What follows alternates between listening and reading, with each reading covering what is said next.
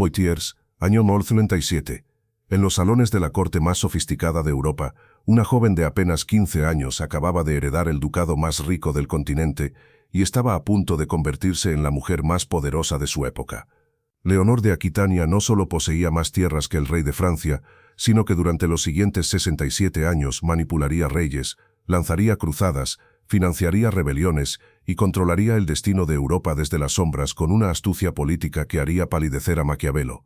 Fue reina de Francia, reina de Inglaterra, madre de 2 reyes y abuela de otros tantos.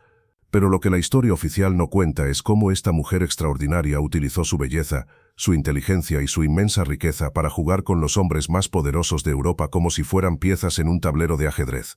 Divorció al rey de Francia cuando le convenía, se casó con su enemigo para vengarse, y lanzó a sus propios hijos contra su segundo esposo en la guerra civil más brutal de la época. Durante más de medio siglo, ninguna decisión importante en Europa occidental se tomó sin la influencia directa o indirecta de Leonor de Aquitania. Esta es la historia censurada de la reina que demostró que una mujer inteligente podía ser más peligrosa que cualquier ejército medieval.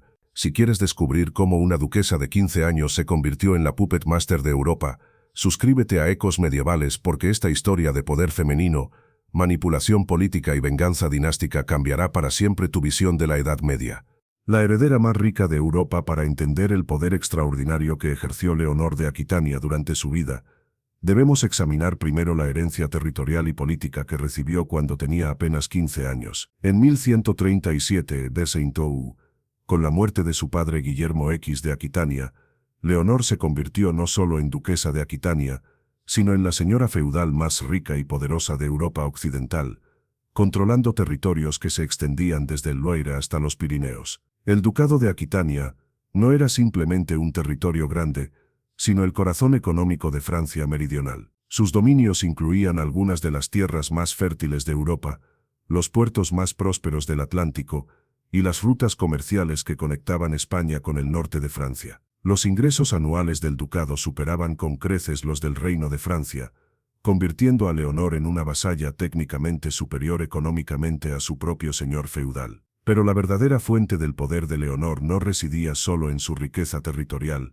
sino en la sofisticación cultural de su corte. Poitiers, bajo el gobierno de los duques de Aquitania, se había convertido en el centro de la cultura trovadoresca que estaba transformando la civilización europea. Era una corte donde la poesía, la música y el amor cortés florecían bajo la protección de mecenas ilustrados que habían convertido Aquitania en la Atenas medieval. Leonor había sido educada en esta atmósfera de refinamiento intelectual que la distinguía radicalmente de otras nobles de su época. Hablaba latín, provenzal, francés y algo de árabe. Conocía las obras de Ovidio, las chansons de Geste y la poesía trovadoresca. Pero más importante aún, había aprendido las artes de la política y la diplomacia observando cómo su padre manejaba las complejas relaciones feudales que mantenían unido su vasto ducado. Cuando Guillermo X murió en 1137, dejó a Leonor no solo una herencia territorial, sino también una red de alianzas políticas que se extendía por toda Europa. Los duques de Aquitania habían mantenido tradicionalmente relaciones cordiales con los reinos hispánicos, los condados catalanes, el papado y el imperio germánico, creando un sistema diplomático que proporcionaba alternativas al poder real francés. Esta independencia política era precisamente lo que convertía a Leonor en una heredera tan valiosa y tan peligrosa. Como mujer soltera con una herencia de tal magnitud, representaba una oportunidad extraordinaria para cualquier noble que lograra casarse con ella, pero también una amenaza potencial para cualquier rey que no pudiera controlarla efectivamente. Luis VI de Francia, conocido como Luis el Gordo, comprendió inmediatamente las implicaciones de la situación. Tener a Leonor como aliada multiplicaría dramáticamente el poder de la corona francesa, pero permitir que se casara con un rival podría crear una coalición antifrancesa devastadora. Su solución fue rápida y eficaz. Propuso inmediatamente el matrimonio entre Leonor y su hijo, el futuro Luis VII. La propuesta matrimonial no fue simplemente una alianza dinástica, sino una operación de anexión territorial disfrazada de romance cortés. Luis VI calculaba que el matrimonio incorporaría efectivamente Aquitania a los dominios directos de la corona francesa, transformando Francia de reino respetable en la potencia hegemónica de Europa occidental. Leonor, a los 15 años, se encontraba en una posición extraordinariamente compleja. Técnicamente libre para elegir esposo, en la práctica enfrentaba presiones políticas que limitaban dramáticamente sus opciones. Rechazar la propuesta francesa significaría arriesgar una invasión militar que podría devastar Aquitania. Aceptarla implicaba subordinar su independencia ducal a la autoridad real francesa. Su decisión de aceptar el matrimonio con Luis VII demostró desde el principio la astucia política que la caracterizaría durante toda su vida. En lugar de ver el matrimonio como una rendición, lo concibió como una oportunidad para ejercer influencia sobre la política francesa desde la posición privilegiada de reina consorte. La reina rebelde de Francia. El matrimonio entre Leonor de Aquitania y Luis VII en julio de 1137 fue celebrado como la unión dinástica más importante del siglo XII, pero desde el primer momento reveló incompatibilidades fundamentales que transformarían la política europea durante las siguientes décadas. Leonor llegó a la corte francesa no como una consorte sumisa, sino como una duquesa poderosa que esperaba mantener influencia significativa sobre las decisiones políticas que afectaran sus territorios ancestrales. La corte francesa de mediados del siglo XII era un ambiente considerablemente más austero y conservador que la sofisticada corte aquitana donde Leonor había crecido. Luis VII Minau, educado inicialmente para la carrera eclesiástica antes de convertirse en heredero, mantenía hábitos de vida que rayaban en lo monástico, prefería la oración a los banquetes, la lectura de textos religiosos a la poesía cortés y la simplicidad franciscana al lujo aristocrático. Leonor, acostumbrada a una corte donde las mujeres participaban activamente en discusiones políticas, donde la poesía y la música formaban parte integral de la vida diaria, y donde el refinamiento intelectual era valorado por encima de la piedad ostentosa, se encontró profundamente alienada en un ambiente que consideraba primitivo e intelectualmente empobrecido. Las diferencias se hicieron evidentes inmediatamente en la política territorial. Leonor esperaba que sus dominios aquitanos mantuvieran autonomía administrativa bajo su control directo, mientras que Luis VII y sus consejeros consideraban que el matrimonio había incorporado automáticamente Aquitania a los dominios reales franceses, sujetos a administración centralizada desde París. La primera crisis mayor llegó en 1141, cuando Leonor insistió en acompañar a Luis VII en una campaña militar contra el conde de Champagne. Su participación directa en operaciones militares escandalizó a los nobles franceses, que consideraban inapropiado que una reina abandonara sus aposentos para involucrarse en asuntos de guerra. Pero Leonor había decidido demostrar que no se conformaría con un papel decorativo. Durante la campaña, Leonor demostró una comprensión de estrategia militar que sorprendió incluso a los comandantes veteranos. Había heredado de su padre no solo territorios, sino también conocimiento práctico sobre logística militar, diplomacia de campaña y negociación con enemigos. Sus consejos resultaron tan valiosos que Luis VII comenzó a consultarla regularmente sobre decisiones tácticas. Pero fue durante la preparación de la Segunda Cruzada cuando las diferencias fundamentales entre Leonor y Luis VII se volvieron irreconciliables. Leonor apoyó entusiásticamente la expedición a Tierra Santa, no por fervor religioso sino porque vislumbraba oportunidades políticas y comerciales que podrían beneficiar sus dominios aquitanos. Su visión de la cruzada era esencialmente secular, una empresa militar que expandiría la influencia francesa en el Mediterráneo oriental. Luis VII Minau,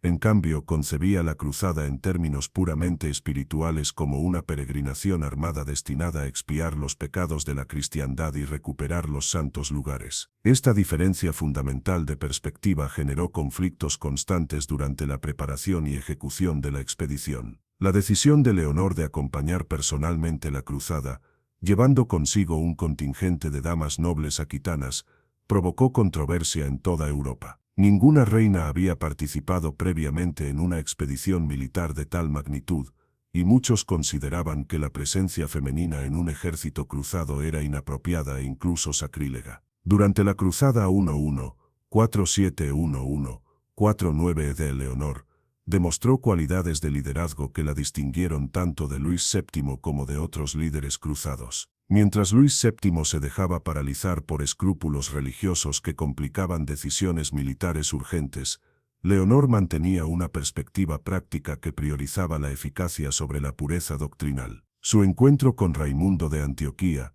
su tío y príncipe de uno de los estados cruzados más sofisticados, marcó un punto de inflexión en su matrimonio con Luis VII. Raimundo representaba todo lo que Leonor valoraba: refinamiento intelectual, comprensión política sofisticada y una visión secular de la política mediterránea que contrastaba dramáticamente con el enfoque pietista de su esposo. Los rumores de una relación íntima entre Leonor y Raimundo, nunca confirmados pero ampliamente difundidos, proporcionaron a Luis VII el pretexto que necesitaba para afirmar su autoridad marital. Su decisión de abandonar Antioquía abruptamente, llevándose a Leonor prácticamente como prisionera, demostró públicamente las tensiones que habían estado creciendo durante años en el matrimonio real. La ruptura definitiva, divorciando al rey de Francia el regreso de la Segunda Cruzada en 1149, marcó el comienzo del fin del matrimonio entre Leonor y Luis VII Minno. Pero la disolución de esta unión dinástica fue un proceso complejo que requirió años de maniobras políticas y legales que demostraron la sofisticación política de Leonor. No se trataba simplemente de una separación matrimonial, sino de una operación de independencia política que tendría consecuencias devastadoras para Francia y transformaría el equilibrio de poder en Europa occidental. La justificación legal para el divorcio se basó en la consanguinidad, un tecnicismo canónico que prohibía matrimonios entre parientes dentro del cuarto grado. Leonor y Luis VII eran primos lejanos, una relación familiar que había sido conocida desde el momento de su matrimonio, pero que había sido ignorada por conveniencia política. El redescubrimiento de este impedimento canónico fue claramente una construcción legal diseñada para proporcionar cobertura religiosa a una decisión política. Pero la verdadera razón del divorcio era la incompatibilidad fundamental entre dos visiones irreconciliables del poder y la autoridad. Luis VII había esperado que el matrimonio transformara a Leonor en una reina consorte tradicional, subordinada a la autoridad real y satisfecha con influencia doméstica. Leonor, por su parte, había concebido el matrimonio como una asociación política entre iguales que le permitiría mantener control efectivo sobre sus dominios ancestrales. La crisis final llegó cuando Leonor comenzó a cuestionar abiertamente las decisiones políticas de Luis VII ante la corte francesa. Su crítica de la gestión real de asuntos territoriales aquitanos, expresada en presencia de nobles que tradicionalmente se limitaban a aprobar las decisiones reales, fue interpretada como una challenge inaceptable a la autoridad monárquica. La negociación del divorcio reveló hasta qué punto Leonor había desarrollado una comprensión sofisticada del derecho canónico y la política eclesiástica. En lugar de permitir que Luis VII controlara el proceso, ella tomó la iniciativa estableciendo contacto directo con autoridades pontificias y preparando argumentos legales que protegerían sus intereses territoriales después de la separación. El aspecto más brillante de la estrategia de Leonor fue cómo manejó la cuestión de la custodia de sus hijas, María y Alix. Según las leyes feudales de la época, los hijos de matrimonios dinásticos permanecían automáticamente bajo custodia paterna después del divorcio. Leonor aceptó esta restricción, pero solo después de asegurar que sus hijas serían educadas en tradiciones aquitanas y mantendrían vínculos con la corte de Poitiers. Cuando el divorcio fue finalmente pronunciado por el Concilio de Beaugency en marzo de 1152, Leonor había logrado algo extraordinario. Había disuelto un matrimonio real manteniendo control completo sobre sus territorios ancestrales. Aquitania revertía a su control directo, convirtiéndola nuevamente en la heredera más valiosa de Europa. Pero Luis VII había cometido un error político catastrófico al permitir que Leonor recuperara su independencia. En lugar de quedarse como duquesa soltera bajo influencia francesa, Leonor inmediatamente comenzó a planear una alianza matrimonial que devastaría los intereses franceses durante las siguientes décadas. Pero lo que Luis VII no sabía era que Leonor ya había identificado a su próximo esposo, Enrique Plantagenet, duque de Normandía y conde de Anjou, que era no solo el noble más poderoso de Francia, sino también el heredero del trono inglés. La unión entre la mujer más rica de Europa y el futuro rey de Inglaterra crearía un imperio que rodearía Francia y amenazaría su supervivencia misma. Si quieres descubrir cómo Leonor se vengó de Luis VII casándose con su peor enemigo y lanzando una guerra que duraría 3 siglos, suscríbete a Ecos Medievales porque esta venganza matrimonial cambiaría el mapa de Europa para siempre. La venganza matrimonial casándose con el enemigo apenas 8 semanas después de su divorcio de Luis VII Peno. Leonor de Aquitania ejecutó la maniobra política más audaz del siglo XII. Se casó secretamente con Enrique Plantagenet, duque de Normandía y conde de Anjou, creando de la noche a la mañana el imperio más poderoso de Europa occidental y transformando a Francia de potencia hegemónica en reino rodeado por territorios hostiles. El matrimonio con Enrique no fue una decisión impulsiva motivada por romance, sino una estrategia de venganza política meticulosamente calculada. Leonor había identificado en Enrique no solo al noble más poderoso de su generación, sino también al enemigo natural de Luis VII Peno. La unión de sus territorios con los dominios Plantagenet crearía un bloque territorial que se extendería desde Escocia hasta los Pirineos, convirtiendo Francia en una isla vulnerable rodeada por enemigos. Enrique Plantagenet, de apenas 19 años, aportaba al matrimonio no solo sus vastos dominios continentales, sino también sus derechos al trono inglés a través de su madre, Matilde de Inglaterra. Cuando Leonor se casó con él en mayo de 1152,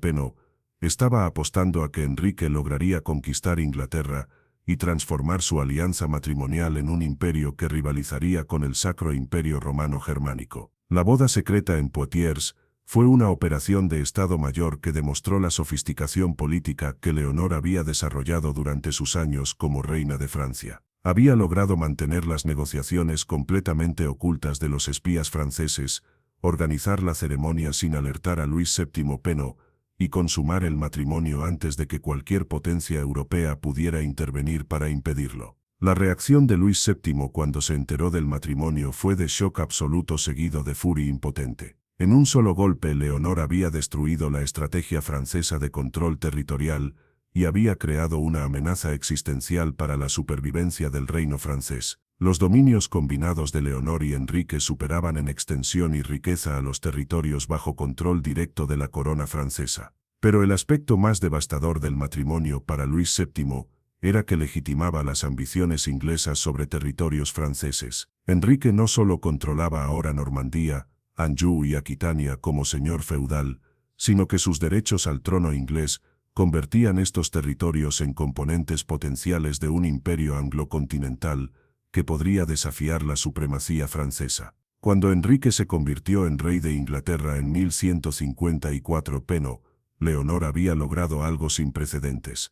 Había transformado sus dominios aquitanos de vasallaje francés en componente central de un imperio independiente. Como reina de Inglaterra y duquesa de Aquitania, controlaba recursos que superaban los de cualquier otro monarca europeo. La administración del imperio Plantagenet reveló inmediatamente las cualidades excepcionales de Leonor como estadista. Mientras Enrique se concentraba en consolidar su control sobre Inglaterra y expandir sus dominios irlandeses y galeses, Leonor asumió responsabilidad práctica por la gestión de los territorios continentales, convirtiéndose en la gobernante de facto de la mitad occidental de Francia. Su corte en Poitiers se transformó en el centro administrativo de un imperio que se extendía por múltiples reinos y culturas. Leonor desarrolló un sistema de gobierno que respetaba las tradiciones locales mientras mantenía coherencia política imperial. Era una forma de federalismo avant la lettre que anticipaba estructuras políticas que no se desarrollarían plenamente hasta siglos posteriores. Pero quizás la contribución más duradera de Leonor durante este período fue la promoción de la cultura cortés que transformó la civilización europea. Su corte se convirtió en el centro de irradiación del amor cortés, la poesía trovadoresca y las ideas sobre caballería que definirían la cultura aristocrática europea durante siglos. Los primeros años del matrimonio entre Leonor y Enrique fueron extraordinariamente productivos tanto política como personalmente. Entre 1153 y 1166, Leonor dio a luz 8 hijos, incluyendo los futuros reyes Enrique el Joven, Ricardo Corazón de León y Juan Sin Tierra. Era una familia real que combinaba la riqueza territorial de Aquitania con las ambiciones imperiales de los Plantagenet. Cada uno de estos hijos fue educado para gobernar territorios específicos del imperio, creando una dinastía que parecía destinada a dominar Europa occidental durante generaciones. Leonor participó activamente en la educación política de sus hijos,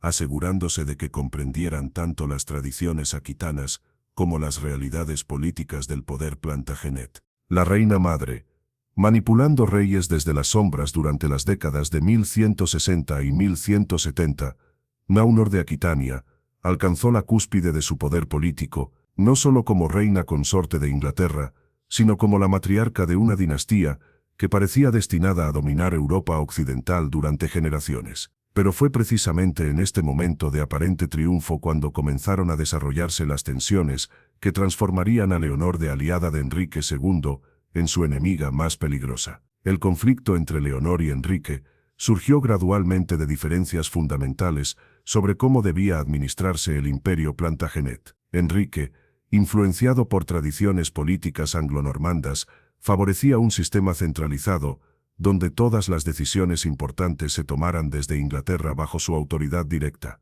Leonor, heredera de tradiciones aquitanas que valoraban la autonomía local, insistía en mantener control directo sobre sus dominios ancestrales. La crisis se intensificó cuando Enrique comenzó a mostrar señales de querer marginar políticamente a Leonor, limitando su influencia sobre decisiones que afectaban territorios bajo su control tradicional. Sus aventuras extramatrimoniales, particularmente su relación prolongada con Rosamund Clifford, fueron interpretadas por Leonor no solo como infidelidades personales, sino como desafíos a su autoridad política. La respuesta de Leonor fue característica de su genio político.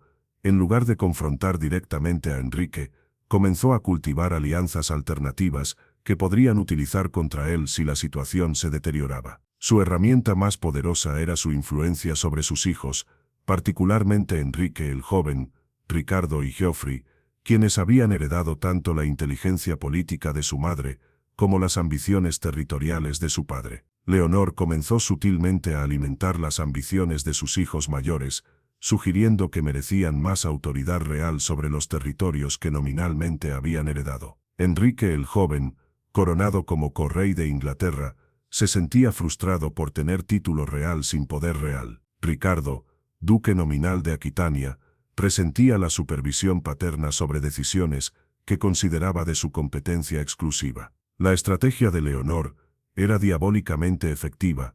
Estaba utilizando el propio sistema sucesorio de Enrique contra él, fomentando rivalidades entre padre e hijos que podrían debilitar la autoridad central, mientras fortalecían su propia posición como mediadora indispensable entre las facciones familiares. La situación llegó a su punto crítico en 1173, cuando Leonor orquestó la rebelión más devastadora contra Enrique II, convenció a sus 3 hijos mayores de aliarse contra su padre en una guerra civil que amenazó con destruir completamente el imperio Plantagenet. Era una demostración extraordinaria de hasta qué punto una mujer inteligente podía manipular las dinámicas familiares para objetivos políticos. La Gran Rebelión de 1173-1174 fue tanto una guerra civil dinástica como un conflicto internacional que involucró a Francia, Escocia y múltiples nobles continentales que vieron una oportunidad para debilitar el poder Plantagenet.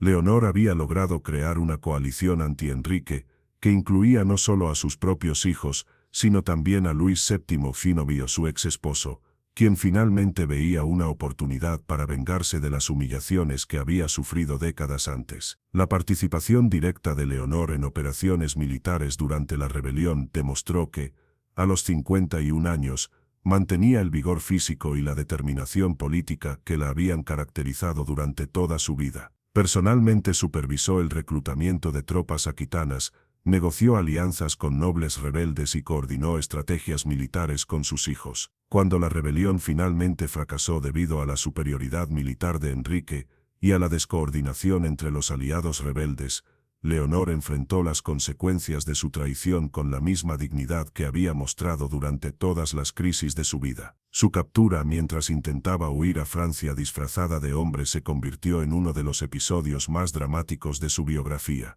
El castigo que Enrique impuso a Leonor fue calculado para neutralizar permanentemente su capacidad de causar problemas políticos, prisión domiciliaria bajo estricta supervisión en diversos castillos ingleses. Durante los siguientes 16 años, la mujer que había controlado el destino de Europa desde las sombras, se vio reducida a prisionera decorativa en su propio imperio. Pero incluso en prisión, Leonor mantuvo su influencia sobre sus hijos, y continuó tejiendo redes de alianza que utilizaría cuando finalmente recuperara su libertad. Su encarcelamiento se convirtió en un símbolo de la tiranía de Enrique II que alienó gradualmente a nobles que habían sido leales al imperio Plantagenet. La regente suprema, controlando el imperio en su vejez. La muerte de Enrique II en 1189 marcó no el final de la carrera política de Leonor de Aquitania, sino su transformación en la figura más poderosa del imperio Plantagenet. A los 67 años,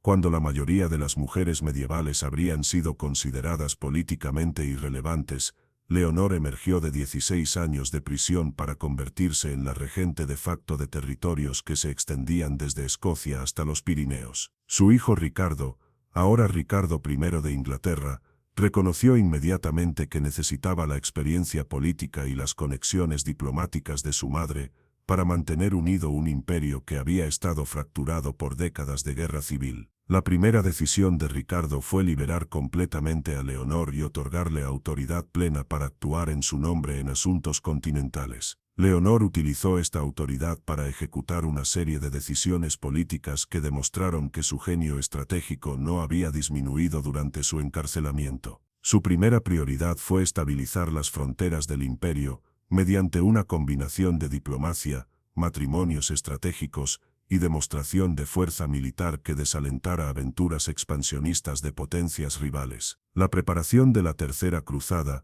proporcionó a Leonor una oportunidad perfecta para demostrar su indispensabilidad política. Mientras Ricardo se concentraba en aspectos militares de la expedición, Leonor asumió responsabilidad por la logística financiera y política que haría posible la campaña. Su red de contactos comerciales y bancarios, desarrollada durante décadas de gobierno, permitió financiar la cruzada sin devastar la economía imperial. Pero quizás la contribución más importante de Leonor durante este periodo fue la negociación del matrimonio entre su nieta Blanca de Castilla y el futuro Luis VIII de Francia. Esta alianza matrimonial, que eventualmente produciría a Luis IX San Luis, demostró la visión política a largo plazo que había caracterizado toda la carrera de Leonor. Durante la ausencia de Ricardo en Tierra Santa, 1190-1194 Eto y Leonor gobernó el imperio Plantagenet con una autoridad que rivalizaba con la de cualquier monarca europeo.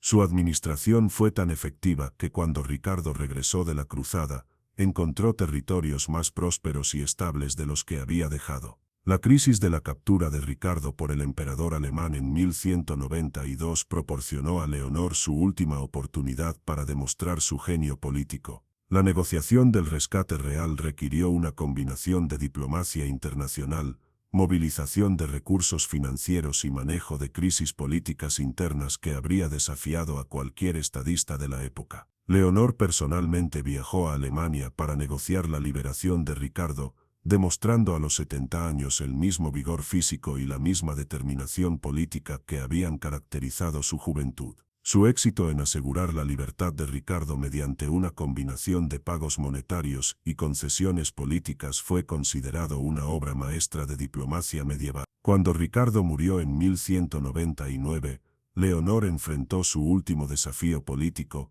asegurar la sucesión de Juan sin tierra contra las pretensiones de Arturo de Bretaña. A los 77 años, Leonor emprendió una campaña política que incluyó viajes por Aquitania, para asegurar el apoyo de nobles locales, negociaciones con el rey de Francia para neutralizar el apoyo francés a Arturo, y la organización de la coronación de Juan. Su éxito en asegurar la sucesión de Juan demostró que incluso en su vejez extrema, Leonor mantenía una comprensión de la política europea que superaba la de políticos décadas más jóvenes. Había logrado transferir pacíficamente el poder a un hijo cuyas deficiencias políticas ella conocía perfectamente, pero que representaba la continuidad dinástica que consideraba esencial para la supervivencia del imperio.